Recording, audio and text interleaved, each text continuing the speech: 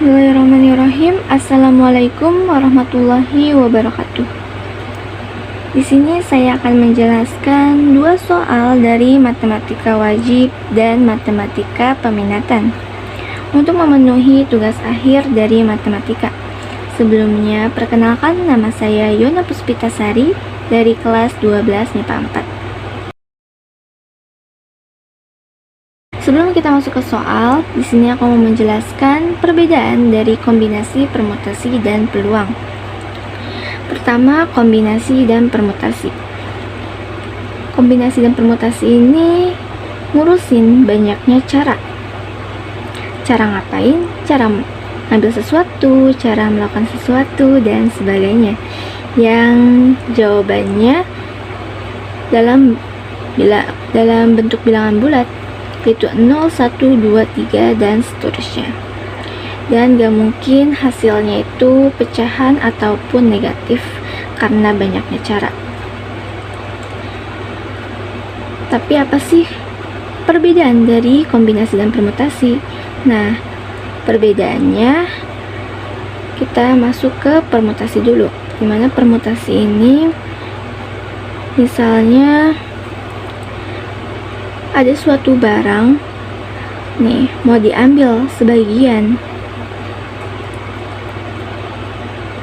yang dimana sebagian ini mau diletakkan di tempat yang berbeda, misalnya ABC, BCA, dan CAB. Nah, kalau di permutasi ini merupakan suatu perbedaan, karena walaupun ini sama-sama diambil 3, tapi suatu yang berbeda. Contohnya, kita ambil huruf A sampai F,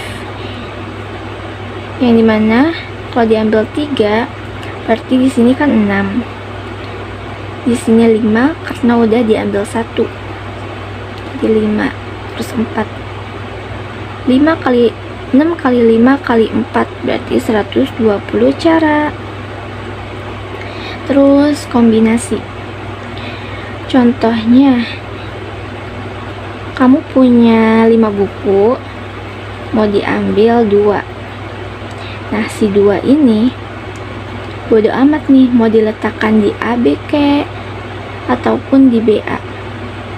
Nah, kayak gitu perbedaannya, guys. Terus peluang. Peluang ini kemungkinan terjadinya suatu kejadian relatif terhadap total kejadian yang ada.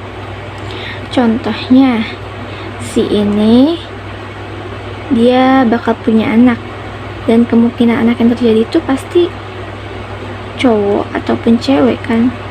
Gimana kalau peluang terjadinya cewek? Berarti 1/2. Jadi kemungkinan terjadinya anak cewek yaitu 1/2, yang dimana jawabannya ini 0 sampai 1. Karena peluang itu berapa persennya kemungkinan terjadinya? Itu 0 sampai 1. Kita langsung masuk ke soal. Yang pertama, banyaknya segitiga yang dapat dibuat dari 7 titik. Nah, 7 titik tanpa ada 3 titik yang terletak segaris adalah, nah, cara buat segitiga kan 3 titik. Gimana kalau 7 titik? Jadi kan intinya kita ambil segitiga dari 7, segitiga 7 titik mau diambil 3 titik. Langsung aja kita pakai cara kombinasi, yaitu kombinasi 7 dari 3, yaitu 7 faktorial per 3 faktorial 4 faktorial sama dengan 7 kali 6 kali 5 kali 4 faktorial per 3 kali 2 kali 1 faktorial 4 faktorial. Ini coret 6 3 5 kali 3 15 kali 7 105 per bagi 3 yaitu 35. Hasilnya bebek.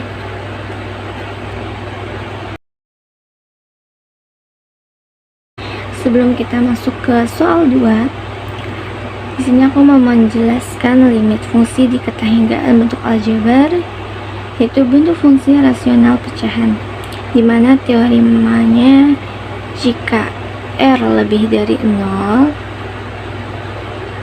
adalah bilangan rasional, maka limit X mendekati tahingga 1 per X pangkat R sama dengan 0, yang dimana bentuk umumnya jika M lebih dari P, maka limit X mendekati tahingga Fx sama dengan tahingga. Jika M kurang dari P, maka limit X mendekati tahingga Fx sama dengan 0. Dan jika M sama dengan P, maka limit X mendekati tahingga Fx sama dengan A per B. Kita masuk ke soal.